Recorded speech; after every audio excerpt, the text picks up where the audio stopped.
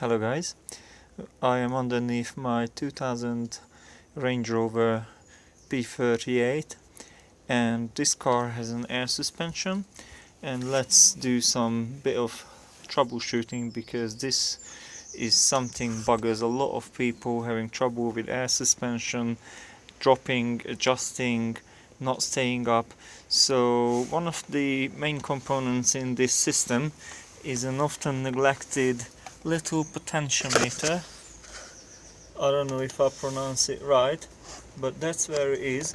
I have already disconnected it from its little control arm, so it's not connected to the chassis anymore.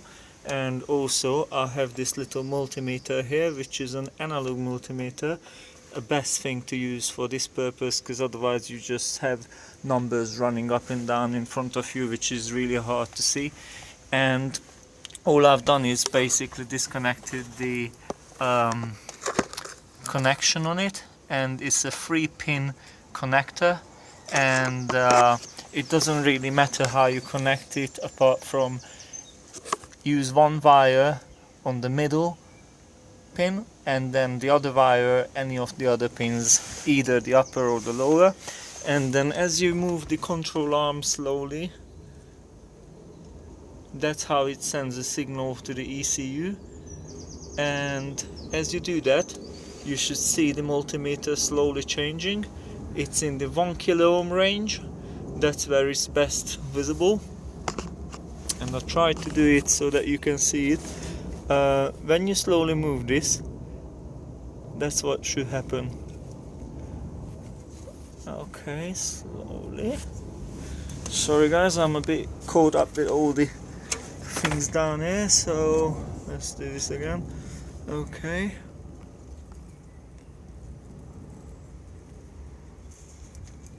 so you see it stops for a tiny second. Does I go back?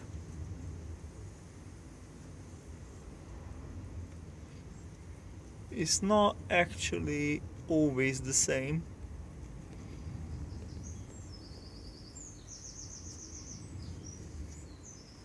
But you can see the needle jumping back just a tiny bit as I do this.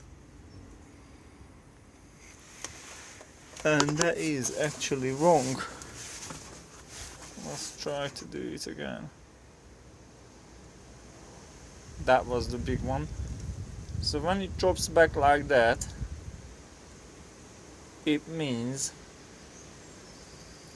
that it doesn't send the right signal to the ECU. So imagine that needle showing the vehicle height to the ECU. That's what it actually does. And then at some point, if I would be able to do this very carefully, I could find that little point, that one,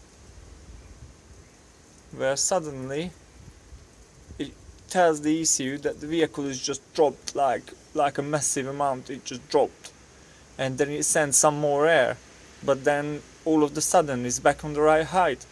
But while it does that, it goes through that section again so that it says it's dropped.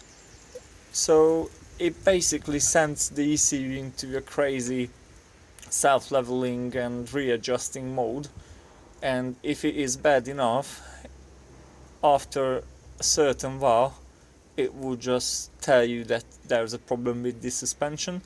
But long before that, it will just play up, try to adjust, up and down, right corner, left corner, back corner, front corner, and all along that it's using the compressor, it's using your air, and it's killing your compressor because it's overusing it, because it does actually a silly thing, just jumping up and down and up and down and up and down. That's what my vehicle does. Whenever I pull it into neutral or release the brake, it will always just lift, drop, lift, drop, lift, drop. That's what it does all the time, and it is, apart from being very annoying, it will kill my suspension.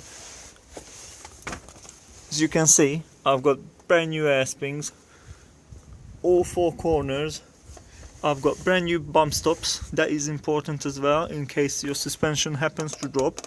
You need to have something where you can, what you have between the actual chassis and the axle. That is an important bit, actually also gets very neglected and wears out.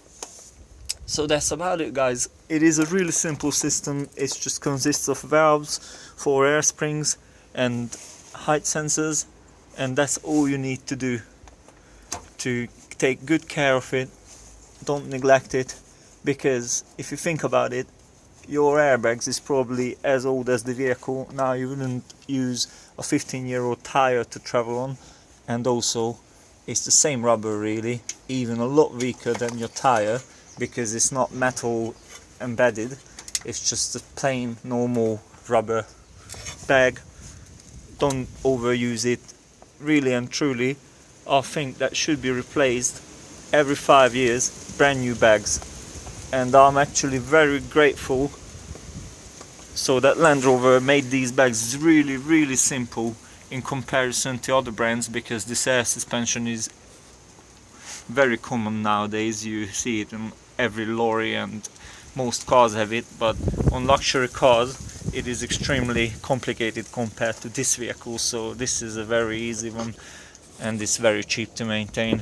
Also, I want to point out that you do this when your cats are cold, because this is extremely hot, so you don't come under the vehicle with these are hot, otherwise you get a very serious burn. Okay, see you later.